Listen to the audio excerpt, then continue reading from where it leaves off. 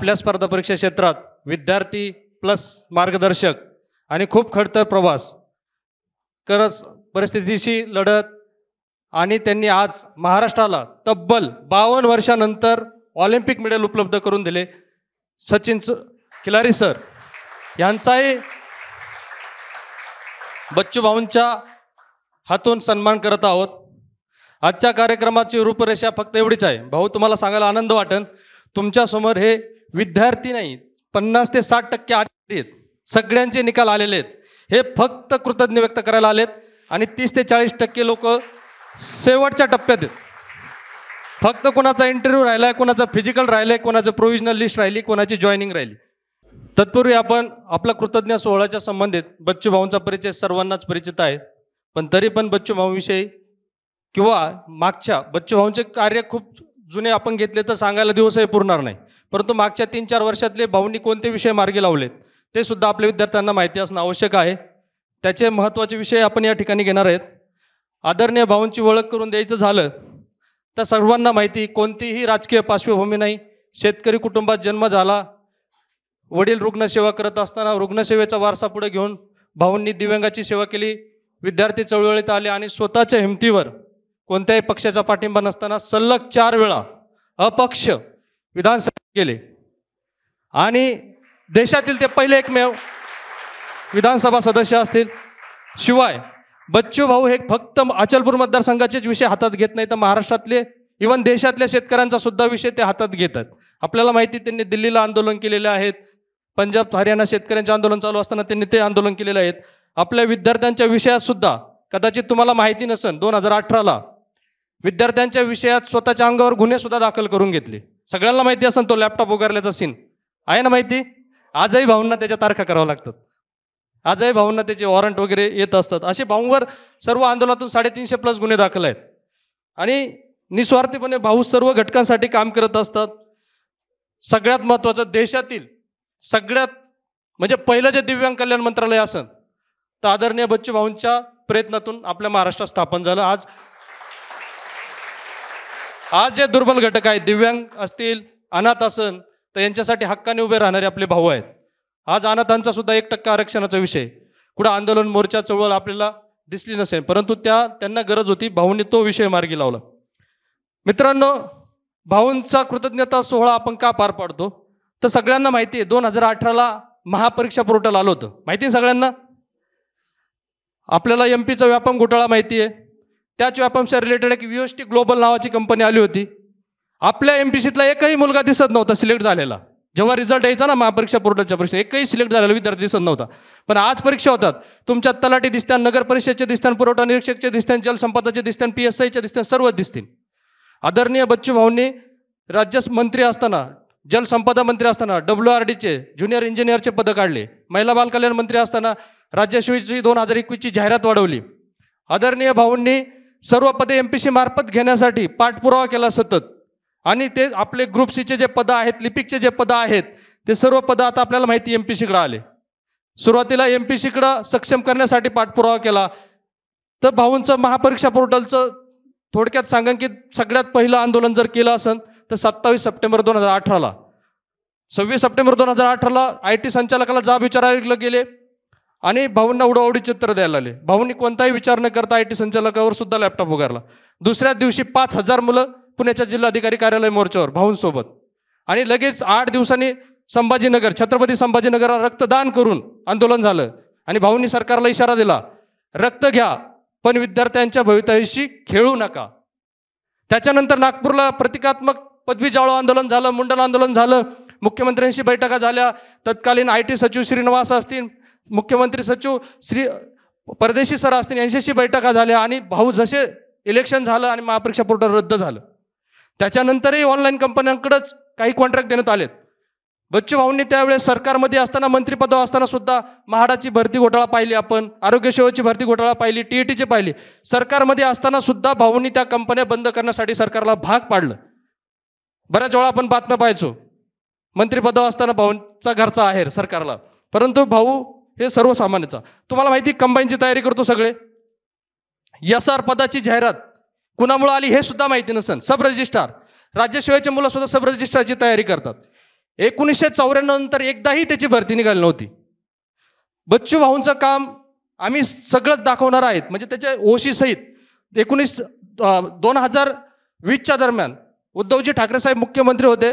मातोश्री या ठिकाणी महेश बडे सरांनी तो विषय बच्चू भाऊंसोबत मांडला आणि त्यानंतर एक बैठक झाली, कृषी मंत्री बाळासाहेब थोरातांशी बैठक झाली आणि ते पद पहिल्यांदी नियमित जाहिरात निघती SRची, सब रजिस्ट्रार, माहिती सगळ्यांना, सगळ्यात महसूल देणारं खाते.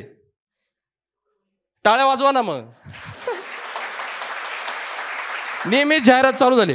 भाऊ आज जर PSI STI असो तर सगळ्यात जास्त प्रेफरन्स देतात तो SRला.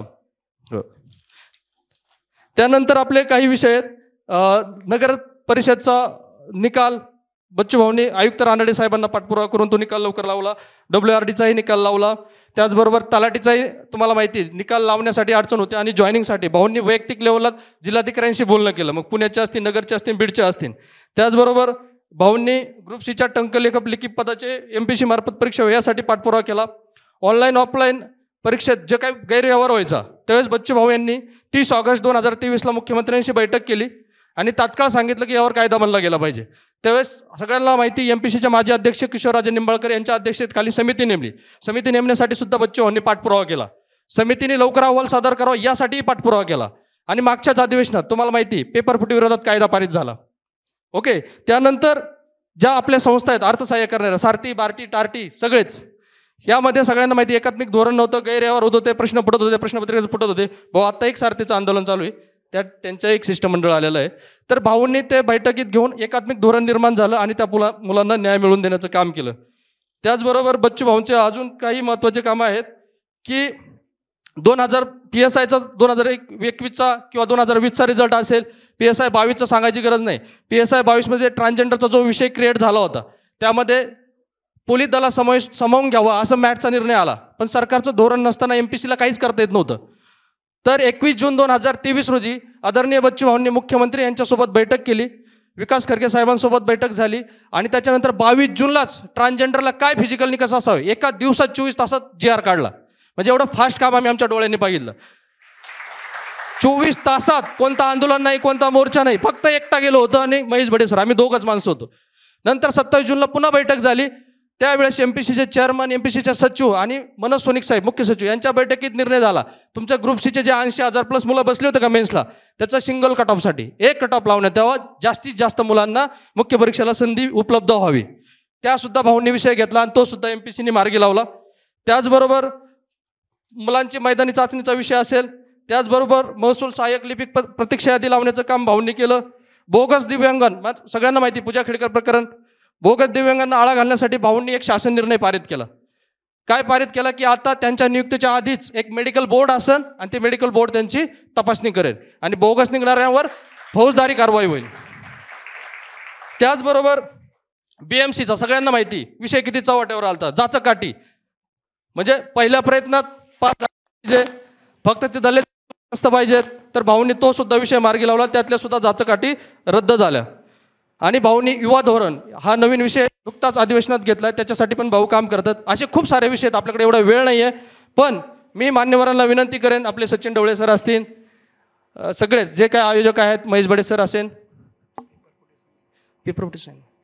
जे कोणी आपले आयोजक आहेत सर्वांना विनंती करेन आणि विद्यार्थ्यांच्या वतीने आपण भाऊंचा सन्मान ठेवतोय, कृतज्ञ व्यक्त करतोय आणि सर्वांनी जोरदार टाळ्यात भाऊंचा आभार व्यक्त करूयात. सचिन ढवळे सर सर्वांनीच यायचंय, महेश बडे सर, किरण निंबोरे सर, सगळ्यांनीच यायचंय.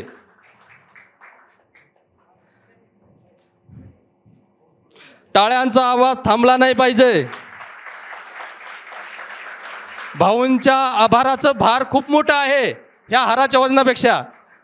टाळ्यांचा आवाज थांबला नाही पाहिजे.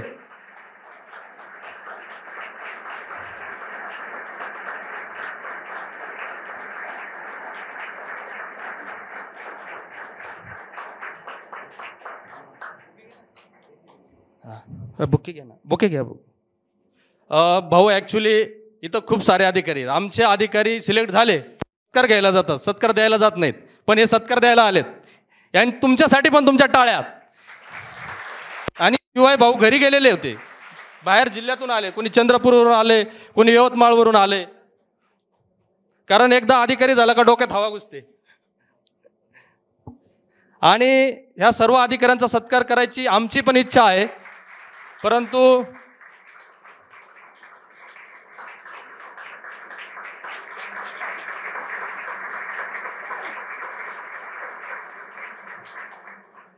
सर्वांचा सत्कार या ठिकाणी शक्य नाही आहे. पण प्रातिनिधिक स्वरूपात आपल्याला माहिती आहे, सचिन खिलारी सर ज्या तालुक्यातले त्या तालुक्यातून, दुष्काळी भागातून, सांगली जिल्ह्यातून, अमोल गुटकुडे आत्तापर्यंत सगळे रेकॉर्ड ब्रेक करून मेन्सला स्कोर उपलब्ध केला, राज्यात प्रथम क्रमांक मिळवला PSI आता 2022च्या निकालामध्ये. एक प्रातिनिधिक स्वरूपात आपण त्यांचा सन्मान करूया भाऊंच्या हातून फुलगुच्छ देऊन.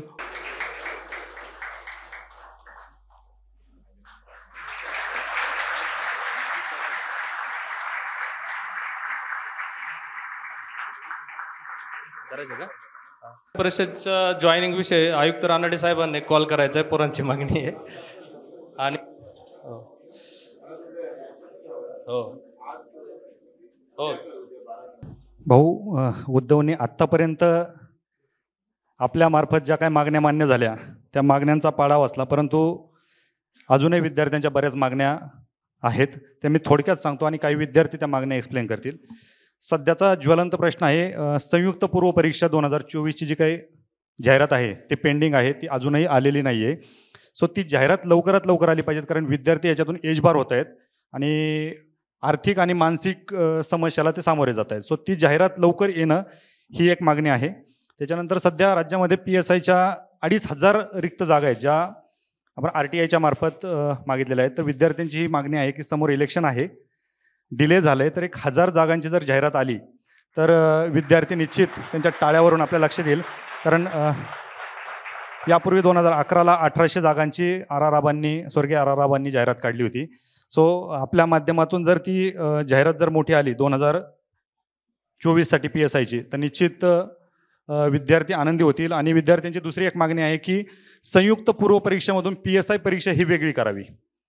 ती मागणी तुमच्याकडे पण भरपूर दिवसापासून विद्यार्थी मांडतायत. तो एक विषय मार्गी लावणं गरजेचं आहे. आणि भाऊ, परीक्षा डिले होत आहेत, कोविड आहे, तेव्हा कोविडमध्ये एक 2023 एक GR काढला होता आणि त्याच्यामध्ये विद्यार्थ्यांना एक संधी वाढून दिली होती. तर या विद्यार्थ्यांना जे एजबार झालेत, परीक्षा डिले झाल्यामुळे जे एजबार झालेत, कोविडमुळे जे एजबार झालेत, त्या विद्यार्थ्यांना एक 2 संधी मिळाव्यात अशी विद्यार्थ्यांची मागणी आहे. त्याचा एक पाठपुरावा आपण करावा अशी मी विद्यार्थ्यांच्या वतीने विनंती करतो. त्यानंतर डिपार्टमेंटल PSIची जी काही मागणी आहे विद्यार्थ्यांची, आदरणीय आपले तत्कालीन DG संजय पांडे सरांनी डिपार्टमेंटल PSI परीक्षा केली होती, परंतु त्यानंतर रजनीश सेठ सर आल्याच्या नंतर त्यांनी पुन्हा अशी मागणी केली की बाबा आम्हाला अनुभवी PSI देखील गरजेचे आहेत. त्याच्यामुळे त्यांनी तो प्रस्ताव मांडला की डिपार्टमेंटल PSIची भरती पुन्हा व्हावी, परंतु तो प्रस्ताव अजून कुठे पुढे गेलेला नाही आहे. त्यासाठी एक आपल्याला पाठपुरावा करायचा आहे. त्यानंतर भाऊ, आत्ता पाहिलं होतं आपण की राज्यसेवेची परीक्षा कृषीच्या जागा ॲड करून परीक्षा पुढे ढकलण्यासाठी आंदोलन झालं आणि परीक्षा पुढे ढकलली, परंतु पुढं काहीच नाही. परीक्षा लवकरात लवकर होणं गरजेचं आहे, कारण ऑलरेडी 4 वेळा ती परीक्षा पुढे गेलेली आहे आणि कृषीसोबतच इतर देखील संवर्गाची पदं त्यात ॲड करणं गरजेचं आहे. त्याच्यासाठी देखील आपल्याला पाठपुरावा करायचा आहे. भाऊ, मागच्या वर्षी जवळपास 10-15 हजार पदांची जाहिरात आली, परंतु त्याच्यामध्ये 8000 पदांची लिपिक पदांची जाहिरात होती आणि त्याच्यासाठी स्किल टेस्ट होती. पण त्या स्किल टेस्टमध्ये 4 जुलैला एक दिवस काहीतरी टेक्निकल प्रॉब्लेम आल्यामुळे ती 1 दिवसाचा प्रॉब्लेम झाला आणि विद्यार्थी मॅटमध्ये गेले. आणि TCSने तो अहवाल MPSCला पाठवणं गरजेचं होतं, तो अजूनही पाठवला नाही. त्याच्यामुळे 8000 विद्यार्थी रिझल्टच्या प्रतीक्षेत आहेत. तो एक मुद्दा आपण फक्त MPSCला एक फोन केला तर होऊ शकतो. त्याच्यानंतर भाऊ, 2021ची आता 2021, 22, 23 आणि 24 अशा PSIच्या सलग परीक्षा आहेत. कोविडमुळे थोडंसं पुढे गेलं. 2021ची वेटिंग लिस्ट रखडलेली आहे आणि जर 2022ची जर वेटिंग जनरल मेरिट लिस्ट लागली किंवा रिझल्ट लागला तर 2021ची वेटिंग लिस्ट लागणार नाही आणि त्या विद्यार्थ्यांवरती अन्याय होईल. तो एक GR आहे, त्याच्यामध्ये ती 1 वर्षाची जी अट आहे, जर तो GR रद्द केला तर त्या विद्यार्थ्यांवरती अन्याय होणार नाही. कारण जर ते झालं तर 2022ला तेच होईल आणि 2023ला देखील तेच होईल. त्याच्यामुळे तो GR रद्द होणं गरजेचं आहे. 2021ला जी परीक्षा झाली त्याचं जॉईनिंग अजूनही नाही. म्हणजे ॲडव्हर्टाईज झाली 2021ला, प्रिलियम झाली 26 फेब्रुवारी 2022ला, मेन्स झाली जुलै 2022ला आणि भाऊ ग्राउंड झालं 2023ला. रिझल्ट आला 30 मे 2024ला. म्हणजे 4 वर्षाची ही प्रोसेस. अजूनही वाट पाहत आहेत. समोर बसलेले PS आहेत, त्यांना जॉईनिंग म्हणजे त्यांना ट्रेनिंगला जायचं आहे. परंतु त्यांना कुणीच दाद देत नाही सध्या. तो एक विषय आपल्याला मार्गी लावायचा आहे. 2022ची परीक्षा झाली, फक्त आता प्रोव्हिजनल जी काही लिस्ट आहे ती येणं गरजेचं आहे. म्हणजे यांना गुलाल उधळायला मोकळे होतील, कुठंतरी यांच्यावर PSI म्हणून टप्पा लागेल, त्यासाठी पाठपुरावा करणं गरजेचं आहे. आणि आता 2023चं फिजिकल, म्हणजे हे एकापाठोपाठ एक परीक्षा आल्यामुळे हा सगळा गोंधळ झाला आहे. 2023चं फिजिकल आणि यांना 2 टाईम फिजिकल करावं लागतं आणि अजून तारीख माहीत नाही. त्याच्यामुळे रोजची जी काही मेहनत आहे ती टाळण्यासाठी आपल्याला 2023च्या फिजिकल लवकरात लवकर घेण्यासाठी देखील मागणी करायची. नगर परिषदची जॉईनिंग अजून आलेली नाही आहे. 2023 ऑक्टोबर 2023ला परीक्षा झाली, रिझल्ट फेब्रुवारी 2024ला लागला आहे, परंतु अजूनही त्याचं जॉईनिंग नाही आहे. आता काही जिल्ह्यातले तलाठी असतील, औषध निर्माण अधिकारी असतील आणि आरोग्यसेवक असतील, यांचा रिझल्ट लागला आहे पण त्यांना नियुक्त्याच नाही आहेत. त्यांचा देखील प्रश्न आहे. डिपार्टमेंटल PSI 2023च्या मुख्य परीक्षेचं टाईम टेबल अजून त्यांनी दिलेलं नाही, त्याच्यामुळे त्यांनाही नियोजन करता येत नाही. कारण डिपार्टमेंटल PSI म्हणजे त्यांना अभ्यासासाठी थोडंफार सुट्ट्या घेऊन नियोजन करावं लागतं. त्यांचं जर टाईम टेबल आलं त्यांना सुट्ट्यांचं ते मॅनेजमेंट करता येईल. त्याच्यानंतर MPSC मार्फत झालेल्या सिव्हिल इंजिनिअरिंग मुख्य परीक्षा 2023चा निकाल 9 महिन्यापासून रखडला आहे, तो देखील आपल्याला पाठपुरावा करायचा आहे. आता याच्यामध्ये शिक्षक भरतीचे एक 2-3 विषय आहेत, ते एक जण एक्सप्लेन करेन. पण तत्पूर्वी महाराष्ट्र अन्न व औषध प्रशासन सेवा मुख्य परीक्षा 2023चा निकाल अजूनही लागलेला नाही. 23मध्ये परीक्षा झाली परंतु निकाल अजून लागलेला नाही. त्याच्यामध्ये आरोग्यसेवकचा एक 50%चा निकालाचा एक विषय आहे, ते विद्यार्थी एक्सप्लेन करतील. एक 4-5 विषय आहेत भाऊ की मला वाटतं ते विद्यार्थ्यांनी एक्सप्लेन केलेलंच बेटर राहील. फक्त विषय 1 मिनिटामध्ये एक्सप्लेन करा, जास्त वेळ घालवू नका. शिक्षक भरतीचा ना, शिक्षक भरतीचा एक ज्वलंत विषय आहे, ते एक्सप्लेन करतील. नमस्कार भाऊ.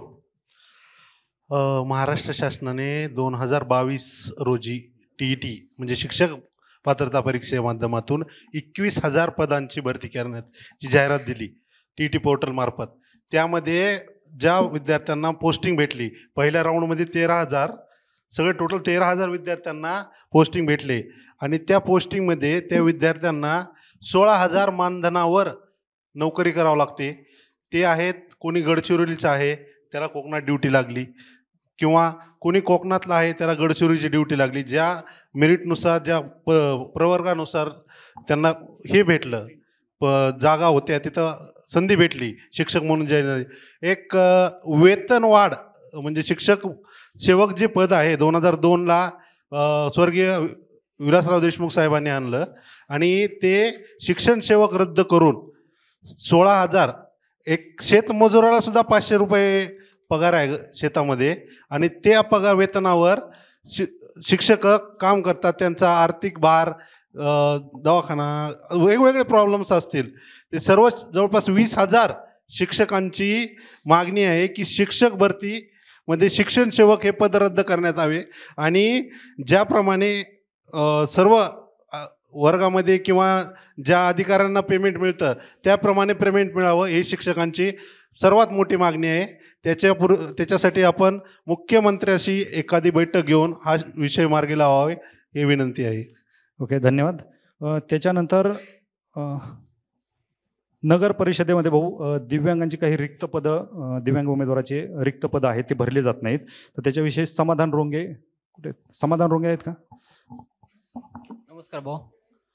नगर परिषद 2023ला लेखापालची जाहिरात आली, त्यामध्ये दिव्यांगाला 10 पदं होते. त्याच्यामध्ये त्यांनी नगर परिषद लेखापालचे क्लासिफिकेशन केलं दिव्यांगाचे. त्या संदर्भात मी अमरावतीला तुम्हाला भेटलो होतो, तुम्ही मनोज रानडे साहेबांना फोन करून सांगितलं होता. यामध्ये त्यांनी 6 पदं आहेत ते रिक्त ठेवलेत आणि त्यांनी क्लासिफिकेशन केलं नाही. आणि 2018मध्ये 12 रिक्त पदं होते, 2023मध्ये रिक्त ठेवलेत. ज्यामध्ये असं मेन्शन केलं आहे की जर 2 भरती प्रक्रियेमध्ये जर एखाद्या प्रवर्गाची भरत असेल तर ते दुसऱ्या प्रवर्गाकडून भरून घ्यावे. तसा जार बी आहे, 2016च्या अधिनियमामध्ये बी आहे. आम्ही सचिवांना भेटलो, सगळं केलं. सचिव म्हणतात तुम्ही जावं कोर्टात जावं, आम्हाला काय ते रिस्पॉन्स देत नाही. मनोज रानडे साहेब तुम्ही फोन केला होता अमरावतीमध्ये, त्यांनी करतो म्हणले पुन्हा केलंच नाही. आता 1.5 महिना झाले आणि त्यांनी लिस्ट लावून टाकली, अंतिम निवड आहे ते. त्या संदर्भात 6 विद्यार्थ्यांची त्यांनी लावली नाही, मोहर केलंच नाही. काय 4च जागा भरल्या 10 पैकी. त्या संदर्भात तुम्हाला भेटलो होतो. ठीक आहे, आपण तो विषय परत एकदा भाऊंना भेटून सविस्तर सांगूयात. त्यानंतर भाऊ STI 2022ची पण परीक्षा झाली, अजून त्यांना जॉईनिंग दिलेलं नाही, तो एक विषय आपल्याला घ्यायचा आहे. त्याच्यानंतर सहाय्यक भूवैज्ञानिकचे मला वाटतं जाहिरात डिसेंबर 2022ला आली, परंतु अजून परीक्षा नाही आहे. म्हणजे मला वाटतं नीरज पवार आहेत का? समोर या, समोर लवकर या.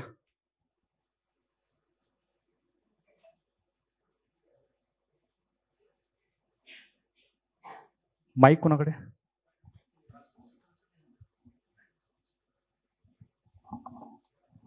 साहेब नमस्कार. पाणी पुरवठा मंत्रालयाअंतर्गत भूजल सर्वेक्षण आणि विकास यंत्रणा हा विभाग आहे. तर या विभागात 137 पदांसाठी सदरची जाहिरात ही डिसेंबर 2022 मध्ये आलेली आहे. पण आज म्हणजे जवळपास 1 वर्ष 8 महिने झाले, पण MPSC कडून अजून वेळापत्रकच जाहीर झालेलं नाही. आणि हे जे पद, ही जी भरती होते आता, तर ही भरती जवळपास 2013 नंतर पहिल्यांदाच होते. तर अजून म्हणजे अजूनपर्यंत पेपरच घेतलेला नाही MPSC ने. तर तेवढी विनंती आहे की लक्ष द्यावं तुम्ही. होय, सगळ्यांचे निवेदन आपल्याकडे आहेत, त्याच्यावरती आपण पाठपुरावा करणार. आणखी एक मागणी आहे भाऊ, आरोग्य सेविकाचं एक पद आहे, तर त्याला हाय क्वालिफिकेशन चालत नाही, म्हणजे तुम्ही जास्त शिकलात म्हणून त्यांना घेतलं जात नाही. फोन झाल्याच्या नंतर कांचन खाडे. आता आपल्या आरोग्य डिपार्टमेंटमध्ये झेडपीमध्ये एक्झाम झाली, त्याच्यामध्ये आरोग्य सेवक महिला हे पद त्यांनी म्हणजे पद भरती होती. यासाठी त्यांनी पोस्ट नेम 1 आणि एज्युकेशन असं दिलं होतं.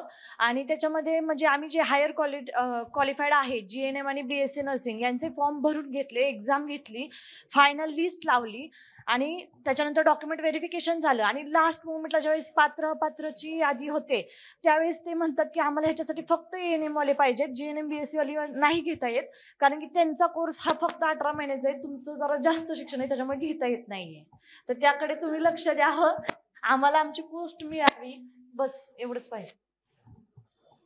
थँक्यू.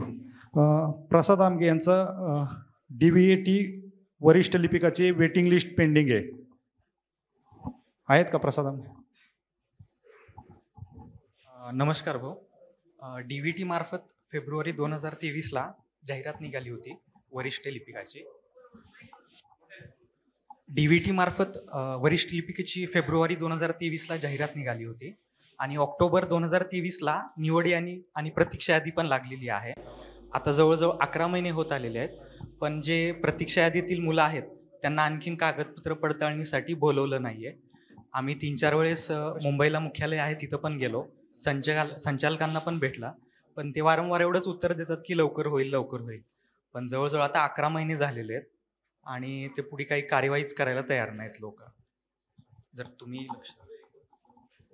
हो, सगळे प्रश्न एकत्रित जमा केलेले आहेत, ते आपण नंतर बसून डिस्कस करूयात. फक्त भाऊ, एक डिपार्टमेंटल PSIचा विद्यार्थ्यांचा एक प्रश्न आहे,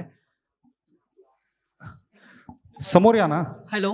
हां साहेब, एक लास्टचा माझा शिक्षक भरतीचाच प्रश्न आहे, 2017चा आहे.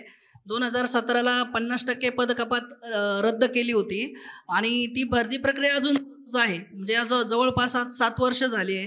विधी व न्याय विभागाकडे जवळपास 4,500 जागांचं मंजुरीसाठी ते गेलेलं आहे चव्हाण मॅडमकडे. तर त्याचा क्रमांक आहे संकीर्ण प्रकरण क्रमांक 390, ऑफिस 83-49-72ला चव्हाण मॅडमकडे ते प्रकरण गेलेलं आहे विधी व न्याय विभागाच्या मंजुरीसाठी. तर आपले मार्फत त्याचा पाठपुरावा होऊन त्या 2017ची पदकपात रद्द झालेली आहे, परंतु त्या जागा पोर्टलला येऊन त्याची भरती व्हावी अशी आपल्याला विनंती आहे. आणि आणखी एक 2022चा एक मुद्दा आहे की 10% जी पदकपात रद्द केली होती रोस्टर घोटाळ्यासंदर्भात, तर त्या पण जागा भरपूर रिक्त आहेत. आणि सेकंड फेजला काय होतंय की बिंदुना मौले आणि रोस्टर पूर्ण नसल्यामुळं मुलांना ज्या जागा अपेक्षित आहेत त्या येत नाही आहे. आणि आता युवा मुख्यमंत्री कार्यप्रशिक्षण योजनेच्या आधारे काय केलं जातंय, 6 महिन्यांसाठी कंत्राटी भरती वेगळ्या मार्गाने भरली जात आहे. तर या कंत्राटी भरतीमुळे काय होतंय, बिंदू गोठवले जात आहेत. आणि कुठं आम्ही जिल्हा परिषदला गेलो, कुठं गेलो मागणी करायला, तर तिथं ते बिंदूच उपलब्ध नाही म्हणतात, कारण मुख्यमंत्री युवा प्रशिक्षण कार्यक्रम हा ते या वेगळ्या मार्गाने कंत्राटी भरती राबवली जात आहे. त्यामुळे या बिंदू गोठवले जात आहेत. जवळपास 30,000 जागा ह्या दुसऱ्या टप्प्यात यायला हव्यात. तर तो एक मुद्दा आहे, तो आपण सोडवावा अशी आपल्याला विनंती आहे आपणास. येस भाऊ, एक डिपार्टमेंटलच्या कॅन्डिडेटचा एक विषय आहे. जैन सर, माझं नाव प्रकाश कट्टे, नेमक पुणे शहर. सर, खात्यांतर्गत परीक्षा पूर्वपरीक्षा झालेली आहे सर. ती सर्व आम्ही पोलीस बांधवांनी दिलेली होती सर. त्यानंतर MPSCने त्याचा निकाल लावला. त्यामध्ये आम्हाला ओव्हरेजमुळे अपात्र करण्यात आले सर. सरळ सेवेला 2 वर्षाची कोरोनामुळे 2 वर्ष शिथिलता दिली होती सर. ती आम्हाला लागू केली नाही. त्यामुळे आम्हाला ओव्हरेजमुळे अपात्र करण्यात आलेले आहे सर. तर ते जी 2 वर्ष शिथिलता होती ती सर आम्हाला लागू करण्यात यावी सर.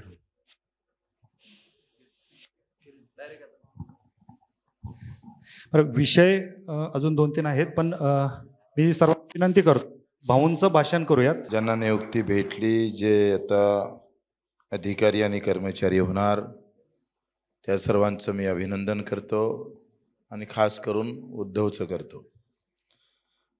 उद्धवनं PSI व्हायचं होतं, त्याचा गेम चुकला आणि तो जलसंपदामध्ये जाऊन बसलाय.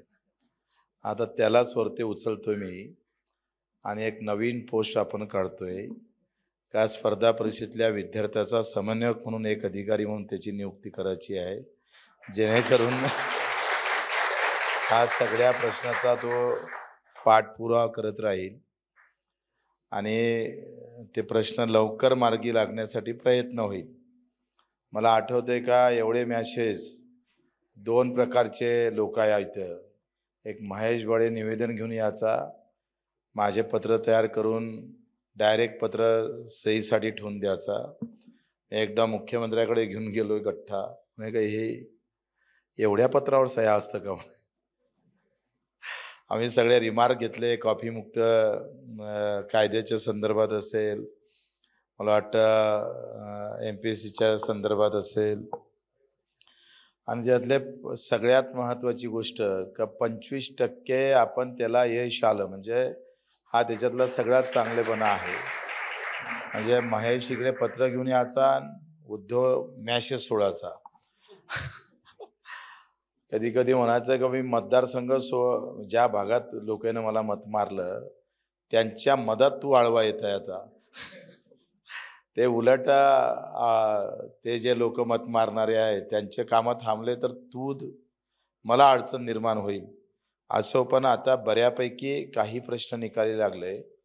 पण यांनी जे मागणीची यादी वाचून दाखवली तर मला वाटते मलाच एक असं वाटून आलं की मलाच परीक्षेला बसावं लागेल की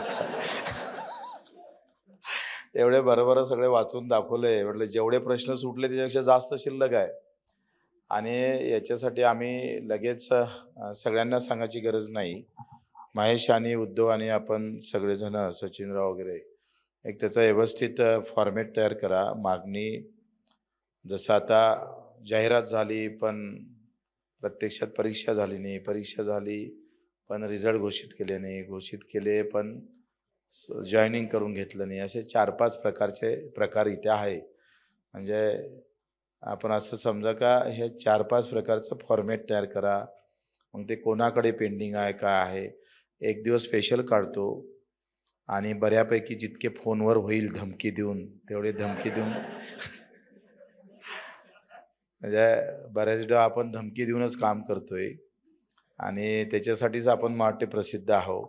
बऱ्यापैकी आम्ही पाहतोय का आमचा अध्यक्ष कोण होते ते निंबाडकर काय, तर तेव्हा मी त्यांना थोडंसं वेगळ्या भाषेत बोललो. म्हणे तुम्ही मलाही धमक्या देता म्हणे. म्हटलं तर द्यावंच लागतं कारण खालून मला धमक्या येत आहे.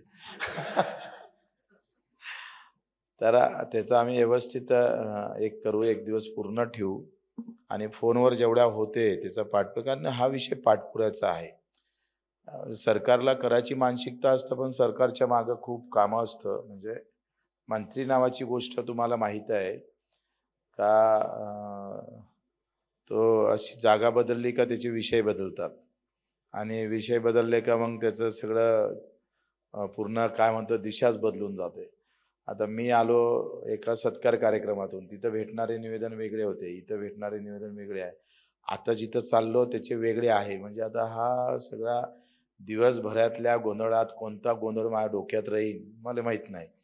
त्यासाठी पाठपुरावा करणं फार महत्त्वाचं असतं आणि जिथपर्यंत आपण पाठपुरावा करत नाही, निवेदनापेक्षा मला वाटते आपण SMS-नंच जास्त लढाई जिंकली आतापर्यंत. तुमचे आलेले SMS लगेच फॉरवर्ड करायचे, लगेच त्याला फोन करायचा, तिथून तिकडे फाईल केली त्याला फोन करायचं, ते अशी फाईल आपण त्याला गतिमान करण्याचा प्रयत्न केलेला आहे.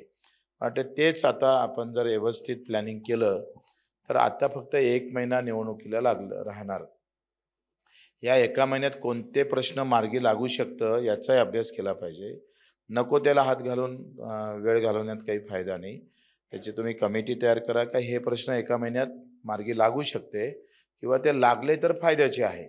नाहीच फायद्याचे असेल तर पुढच्या वेळेला आमचेच 5-10, 10-15 आमदार राहणार आहे. तुम्हाला मागणी करायची वेळ राहणार नाही.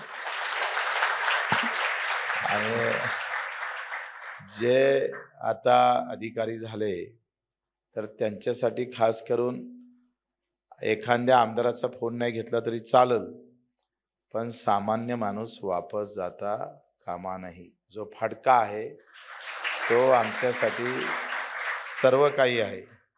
उद्या असं नाही झालं पाहिजे का आम्ही प्रयत्न केले आणि तुमच्या नोकरी घालवासाठीच आम्हाला प्रयत्न करावा लागेल, असं होता कामा नये.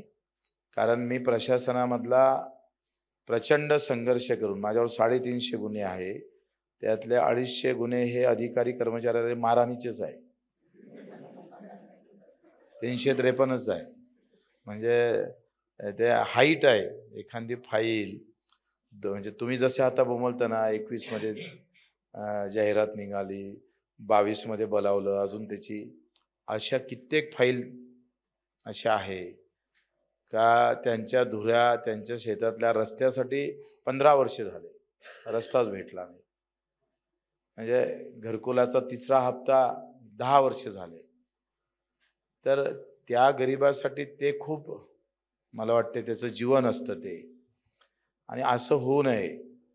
आम्ही जे काही अडचणी भोगल्या त्या कोणाच्याही समोर कधीही आयुष्यात आल्या नाही पाहिजे याची पहिले काळजी घ्या.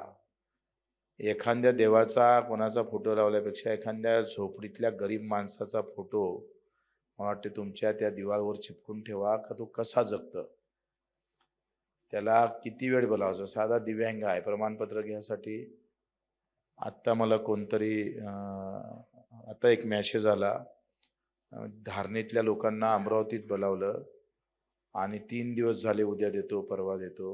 तर धारणी ते अंतर 150 किलोमीटर. त्या RDCनं आलंच नाही तो अजून तिथं.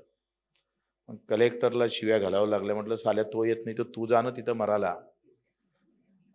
पर्याय नाही. ते 4 दिवस बिचारे आदिवासी काय खाणार, त्याची जेवणाची व्यवस्था आम्हाला करावं लागली, राहण्याची व्यवस्था करावं लागली. तर ही जी आहे ही व्यवस्था आमच्यासाठी पापाकडे घेऊन जाणारी आहे, सर्वनाशाकडे घेऊन जाणारी आहे.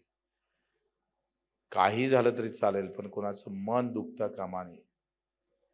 ते आम्ही जपलं पाहिजे. तुम्ही अधिकारी झालात, तुमचा परिवार आता थोडा आनंदित झालेला असेल, त्याला एक वेगळ्या आशा लागलेला असेल, त्याच्या मनातही आईवडिलाच्या मनात एक काहीतरी वेगळे विचार सुरू झाले असेल, त्या आनंदाला कुठेही मला वाटते काय म्हणतात ठेस पोहोचू देऊ नका. ते फार महत्त्वाचं आहे. नाहीतर दोघंही नवरा बायको नोकरीवर असते, पोट्टे बापाजवळून कोसो दूर राहते. बरं जाते तर जाते दूर, एक खडकूही पाठवत नाही काही की एवढे बदमाश आहे. मी स्वतः पाहिले काही. म्हणजे दोघं 2 पगारी असल्यावर जर वडिलाची अवस्था जर आपण पाहत नसेल तर मला वाटतं ते फार चुकीचं होईल. 2 गोष्टी, सामान्य माणूस, आपले आई वडील, भाऊ, आणि ज्या शाळेत तुम्ही प्राथमिक शिक्षण घेतलं त्या शाळेवर वर्षातून एकदा व्हिजिट तरी द्या. किमान 1000 रुपये तरी त्या शाळेत दानपेटी म्हणून टाका. किमान त्या शाळेचं जिथून मी सुरुवात केली माझ्या शिक्षणाची, माझ्या आयुष्याची सुरुवात झाली, बीडमधल्या एका त्याची ही भान आपण ठेवणं गरजेचं आहे. जीवन म्हणजे हाही एक भाग असतं, एवढं मात्र नक्की आपण ठेवलं पाहिजे. आता तुम्हाला कुठं खायचं आणि कुठं नाही खायचं एवढं तर भान ठेवलंच पाहिजे. आणि तुम्ही खाणार आहेच 75% ह्याच्यातले. काही खाऊ नको असं तर म्हणावं ना, आता कठीणच आहे. ते शिष्ट व्यवस्था अशी करून ठेवली आहे का एका कलेक्टरला विचारलं, म्हटलं एवढे पैसे खाल्ले तुम्ही, एवढे पैसे मागताय. अरे बदलीसाठी म्हणे आम्हाला 10 कोटी द्यावं लागतं म्हणून खातो म्हणे, याच्यातले मी काहीच वापरत नाही म्हणे. म्हटलं मग त्याचा बोजा सामान्य माणसावर काऊन देत आहे. म्हणजे बदलीसाठी पाहिजे म्हणून दुसऱ्याच्या खिशातले काढणं साधा रॉकेलचा भ्रष्टाचार. पहिले रॉकेल भेटत जा ना त्या काय म्हणतात त्याला स्वस्त धान्य दुकानात, तो तेव्हा 50 पैसे जास्त घ्यायचा 1 लिटरवर. म्हटलं तू कुठं देतोय 50 पैसे? तर म्हणे याच्यातले 25% मी तहसीलवर देतो. म्हणजे 50 रुपये 50 पैसे जर घेतले तर 25 जाते तहसीलवर. तहसीलवरून सगळ्या तालुक्यातले जमा होते. त्याच्यातले अर्धे जाते कलेक्टरवर सगळे जमा होते. आणि त्याच्यातले अर्धे जाते मग मंत्र्याजवळ. पैसे कुठून आले? तर ज्याच्या घरी दिवा लावायची सोय नाही तिथे. काही भ्रष्टाचार तर असं वाटतं का अफजल खान परवडला, पण हे नाही परवडले, असे नालायक आहे. तर हे 50 पैशाची वर्गणी मंत्र्याच्या पर्यंत जातं. मी ऐकून तर हॅकच झालोय. म्हणजे खूप कठीण काम आहे. असो, पण तुम्ही अधिक चांगली सर्व्हिस, तुमचं नाव, तुमच्या जवळून माणूस आला तर तो तुमचं नाव घेऊन मंदिरातला देव जागा होईल का नाही माहीत नाही, पण मला अनुभव आहे. मी दिव्यांगाचं काम केलं तर आजही त्यांच्या आशीर्वादामुळेच बच्चू कडू आमदार आहे, लक्षात घ्या. आणि हा आशीर्वाद तुम्हाला भेटणारच आहे. त्याला आनंदीत पाठवा. आला टाइम तो सुपारीचं एखादं पानदान ठेवा. हे सोप घे ना, आता तुझं काम सांग, एक ग्लासभर पाणी घे, आता तुझं काम सांग, असं म्हटलं तर त्याचं हृदय भरून निघतं. त्याच्यातून न कळत आशीर्वादाचे काही आपण पाहतोय का, काही शब्द अंदरच्या अंदर निघत असतं. याचंही भान ठेवावं. आपल्या सर्वांना शुभेच्छा देतो आणि पुढची जबाबदारी तुम्ही मला सगळ्यांना द्या. मला जावं लागतंय कारण ते तिकडे सगळे सारखे फोन येत आहे. आपल्या सर्वांचे आभार. जय हिंद, जय महाराष्ट्र.